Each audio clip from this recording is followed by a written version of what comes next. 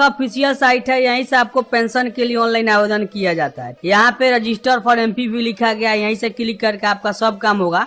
और यहाँ पे लिखा है रजिस्टर फॉर एमपीवी, इस पर आपको क्लिक करके जिस जिले का आप निवासी हैं उस जिले को सबसे पहले आपको सिलेक्ट करना होगा।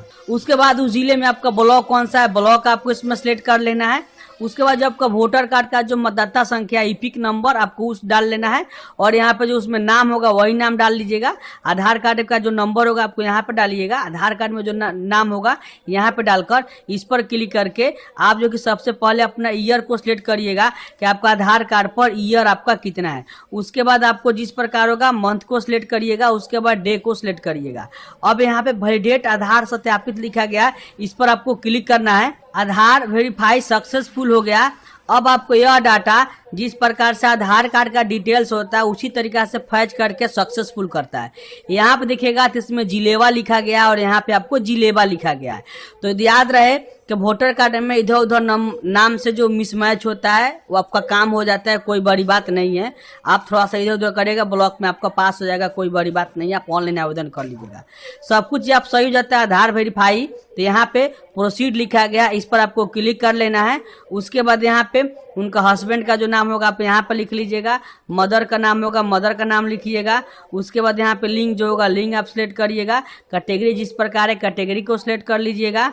उसके बाद आपको रूरल और अर्बन एरिया जिस प्रकार से है, तो मैं गांव देहात से हूँ तो रूरल करूँगा, शहरी क्षेत्र होता मैं अर्बन करता। उसके बाद से यहाँ पे जिस लेवल में आपका पंचायत होगा पंचायत को सिलेक्ट करिएगा। पंचायत के अनुसार आपका जो गांव का नाम होगा उस गांव को यहाँ पे आपको सिलेक्ट कर लेना है। वार्ड आपको यहाँ पे शो नहीं करेगा। उसके बाद जो पता होगा जैसे गांव का नाम, पोस्ट ऑफिस, ब्लॉक, जिला आप यहाँ पे लिखिएगा। पिन कोड आप यहाँ पे लिख लीजिएगा। कौन सा आपका बैंक है, बैंक आपको यहाँ पे सिलेक्ट कर लीजिएगा, जैसे इंडियन पोस्ट पेमेंट बैंक है। उसके बाद आईएफएससी कोड ऑटोमेटिक शो करेगा। आपका ब्रांच कौन सा है, ब्रांच आपको यहाँ पे सिलेक्ट लिख लेना है। उसके बाद यहाँ पे छेड़छाड़ नहीं करना है, ऑटोमेटिक छोड़ देना है। अकाउंट नंबर जो होगा आपका अकाउंट नंबर आपको यहाँ पे लिख लेना है। किसी कारण बस किसी का अकाउंट का नंबर इधर उधर होता है, यानी काउंट करके यहाँ पे लिखना है। 12 डिजिट का अकाउंट नंबर होता है, ऑटोमेटिक यहाँ पे शो कर लिया। उसके बाद जो अकाउंट में नाम होगा यहाँ पे लिखिएगा। और याद रहे जो नाम आधार कार्ड में हो सेम टू सेम आपके अकाउंट में भी होना चाहिए। अगर अंतर होगा तो आपका जो किसी स्तर पर जाके वो अटक जाएगा और पीएफएमएस उसको रिजेक्ट कर देगा। एक बार जो कि रिजेक्ट के पंगा में आ गए तो भैया पेंशन पाना काफ़ी मुश्किल हो जाएगा। और पेंशन संबंधी कोई भी काम होगा तो पैसे के दम पर आप करा सकते हैं। उसके बाद आधार कार्ड स्कैन किए होंगे पीडीएफ में 200 KB से ज़्यादा नहीं, चीज फाइल करके ला लीजिएगा। यहाँ पर पासबुक भी 200 KB से ज़्यादा नहीं। और यहाँ देखिए सहमति पत्र, जिस प्रकार से इसको फॉर्म को भरना होगा जिसको आधार कॉन्सेंट फॉर्म बोलते हैं। तो यहाँ पे देखिए जिस प्रकार से आएंगे तो डायरेक्ट लिखा गया है कि आपको डाउनलोड कॉन्सेंट फॉर्म लिखा गया। इस पर क्लिक करके डबल क्लिक करेगा, यही चीज़ आप इसी चीज़ को आपको भरना है। तो ये जो कि ऑफलाइन के तौर पर भरा जाता है, कॉन्सेंट फॉर्म एक ही होता है, सहमति 2 और यहाँ पे सहमति 1, इसको ही भरना पड़ता है। दोनों के एक में स्कैन करके अपलोड करना होगा। आपको कौन सा बैंक है, कहाँ का शाखा, ये चीज़ लिखना है। खाता संख्या लिखना है, तिथि लिख लेना है। यहाँ पर जो शाखा का नाम होगा वो लिखिएगा, खाता संख्या, यहाँ पर आधार कार्ड का नंबर, आधार में जो नाम होगा जिसका पेंशन अप्लाई करें उसका इस पर सिग्नेचर, नाम, मोबाइल डाल लीजिएगा। ये बैंक करेगा तो उसके पहले आपको भर कर देना होगा। तो कैंडिडेट का नाम लिख लीजिएगा, पेंशनधारी का, यहाँ पे बैंक और शाखा कहाँ क्या है, खाता संख्या, आधार नंबर और मोबाइल नंबर, यहाँ पे सिग्नेचर हो जाएगा। यहाँ पे जो कि बैंक द्वारा सत्यापित करके बता दिया जाएगा मोहर मारकर इनका जो कि अकाउंट एनपीसीआई से लिंक है, इसी के चलते फॉर्म भरा जाता है। साइन भर करके बैंक दे देगा। दूसरा सहमति पत्र है, तो कैंडिडेट का नाम, आधार संख्या, मोबाइल नंबर, यहाँ पे सिग्नेचर हो जाएगा। अंगूठा का निशान है, जिस प्रकार से तिथि और नाम और पता लिख लीजिएगा यहाँ पे।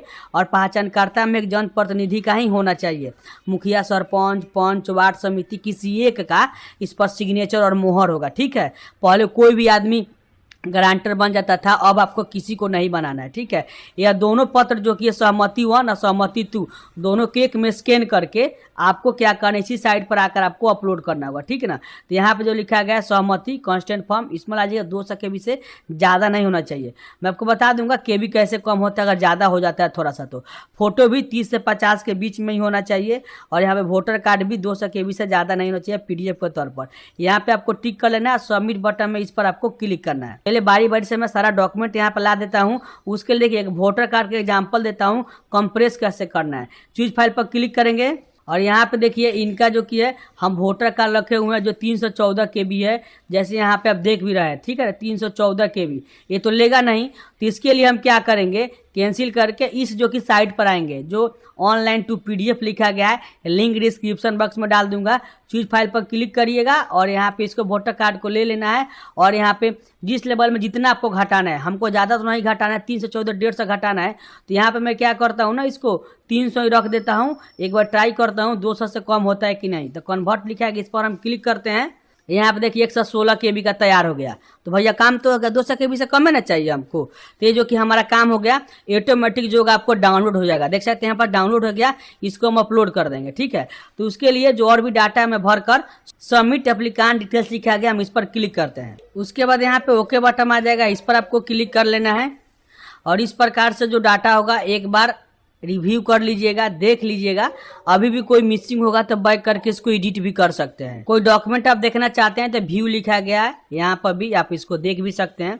चलिए मेरा सब कुछ सही है, फाइनल सबमिट लिखा गया, इस पर क्लिक करके ओके बटन हम इस पर क्लिक करते हैं। ठीक है, अब आपको जिस प्रकार से होगा यही आपको बेनिफिशियरी एक नंबर दिया गया है, इसी को ही आपको स्टेटस के तौर पर इस्तेमाल करना है। बशर्ते आपको रिसीविंग चाहिए तो यहाँ पे आपको डायरेक्ट प्रिंट रिसिप्ट लिखा गया, इस पर आपको क्लिक कर लेना है और यहाँ पे आपको रिसिप्ट आ जाएगा। यही रिसिप्ट ले जाकर आपके ब्लॉक में जमा करना पड़ेगा। साथ ही साथ और भी डॉक्यूमेंट जिस प्रकार से होगा उसको भी ले जाना पड़ेगा। जैसे सहमति 2 भरे थे और सहमति 1 भी भरे थे, इसको भी लेके जाना है और ऊपर में इस फॉर्म को भी भर लेना है। जैसे इसमें आवेदक का पूरा नाम, पति का नाम, जेंडर, पूरा पता, जिस प्रकार से पंचायत वार्ड, थाना, जिला, प्रखंड, पिन कोड जितना भी होगा अनुमंडल सब कुछ भर लीजिएगा। इसमें आधार संख्या भरिएगा, मोबाइल नंबर भर लीजिएगा, पहचान चिन्ह होगा भर लीजिएगा, खाता संख्या, शाखा का नाम, IFSC कोड, शाखा कोड 5 डिजिट का होता है, IFSC कोड का जो लास्ट का 5 डिजिट होता है, समझ गए ना। उसके मेरी आयु कितना हुआ है, यहाँ पे आयु का बर्थ लिखिएगा, कैंडिडेट का नाम और जिला, और यहाँ पर सिग्नेचर करा लीजिएगा, तिथि लिख लीजिएगा। ये भी फॉर्म साथ में सहमति 1, सहमति 2, उसके बाद आधार कार्ड, बैंक का पासबुक, वोटर कार्ड, यही जो चीज है आपको भर कर वहाँ पे जमा करना होगा। सब कुछ ब्लॉक में आप जमा कर देते हैं तो उस केस में आपको क्या करना है, देखना होगा स्टेटस कि मेरा पेंशन पास हुआ है कि नहीं। तो आवेदन करने से तकरीबन 3 से 4 महीना बाद ही जो कि आपको पैसा खाता में आना शुरू होता है। तो 2 स्टेप होता है आपको स्टेटस चेक करने के लिए। फर्स्ट स्टेप होता है आपको इसी साइट पे, तो ठीक है, इस जैसे वेबसाइट पर जब आप आइएगा, यहाँ पे लिखा गया SSPIMS, यहाँ पे क्लिक लिखा गया, इस पर क्लिक कर लेना है और यहाँ पे जो आपका जिला है, जिला को यहाँ पे पहले सिलेक्ट कर लीजिएगा, जिस जिले का आप निवासी थे उसी जिले के अनुसार। उसके बाद जो आपका ब्लॉक सिलेक्ट किए थे आवेदन करते समय ब्लॉक, यहाँ पे बेनिफिशियरी आईडी जो फिलहाल अभी आवेदन करते वक्त जो मैं कॉपी किया था वो बेनिफिशियरी आईडी होता है। किसी भी तरीका से आप इसमें ढूंढ सकते हैं। कभी कभार जो होता है ना, आधार नंबर से, मोबाइल नंबर से नहीं मिलता है, ठीक ना, तो बेनिफिशियरी आईडी से 100% है कि मिल ही जाता है। तो यहाँ पे जिस प्रकार से आईडी था, यहाँ पे मैं कॉपी किया था, इसको मैं पेस्ट करता हूँ और जो यहाँ पे कैप्चा लिखा गया, यहाँ पे लिखकर सर्च बटन, इस पर हम क्लिक करते हैं। उसके बाद यहाँ पे ओके बटन आ जाएगा, इस पर क्लिक करिएगा और यहाँ पे देख सकते हैं कि verify by panchayat pending video, ये जिस प्रकार होगा सक्शन जब होगा यहाँ से SSPIMS के पोर्टल से पास होगा तो यहाँ पे आपको डेट लिख देगा और सक्शन में आपको ओके लिख देगा। अगर रिजेक्ट भी होगा तो रिजेक्ट का रीजन भी आपको यहाँ पे लिख देगा। ये जो कि ये डॉक्यूमेंट बहुत जगह पर जमा किया जाता है, बहुत जगह पर नहीं किया जाता है, लेकिन हमारे से आप जो कि राय लीजिएगा तो 110% डॉक्यूमेंट के जाकर जमा ही करिएगा। नहीं तो एक बार जब आपका इसमें आवेदन रिजेक्ट हो जाएगा ना, तो भैया इस डाटा को डिलीट कराने के लिए काफी खर्चा आता है, उसके बाद ही जो कि आप आवेदन कर पाइएगा। पेंशन संबंधी कोई भी डाटा अगर आपको सुधार कराना हो तो पैसे के दाम पर आप करा सकते हैं। तकरीबन 1 माह के बाद यानी 1 महीने के बाद हम दोबारा इसको चेक किए तो देख सकते हैं कि सक्शन डेट आ गया और सक्शन बाय स्टेट भी आ गया, यानी जो कि इस साइट से अप्रूवल मिल चुका है। एक दूसरे जगह भी आपको देखना होगा, जैसा आपको ई लाभार्थी का जो साइट है, तो उसके लिए फिर से आपको यहाँ पे जब आइएगा और यहाँ पे लिखा गया है पेंशन स्टेटस ई लाभार्थी, इस पर आपको क्लिक करना है। उसके बाद यहाँ पे ई लाभार्थी लिखा गया है लिंक 1, इस पर आपको क्लिक करना है। पेमेंट रिपोर्ट पर आकर click here beneficiary payment status, इस पर क्लिक करना है। आपका जो ईयर होगा लेटेस्ट आपको उसको सिलेक्ट करना है। बेनिफिशियरी आईडी में आप जो की है अकाउंट और आपको आधार, 2 ही चीज आप खोज सकते हैं, इसका बेनिफिशियरी आईडी अलग होता है। तो यहाँ पे जो कि आधार वाले सेक्शन को सिलेक्ट करिए, आधार कार्ड का नंबर यहाँ पे डालकर सर्च पर क्लिक करना है और यहाँ पे देख सकते हैं कि जिला से लॉक लंबित है, यानी आपका ब्लॉक में ही अभी लंबित है, यानी इसका जो कि है 6 से 8 चरण अप्रूव हो चुका है अब जो कि ये मात्र 2 से 3 चरण अप्रूव होगा और यहाँ पे आपको लिख देगा कि भुगतान किया जा चुका है। तो आपको जो कि अकाउंट में पैसा चेक करना है। एक बार अगर आपका पेंशन जारी हो गया तो आपको केवल हर एक साल जीवन प्रमाणीकरण करके जब तक आप जीवित हैं बिहार सरकार के तरफ से पेंशन का लाभ ले सकते हैं।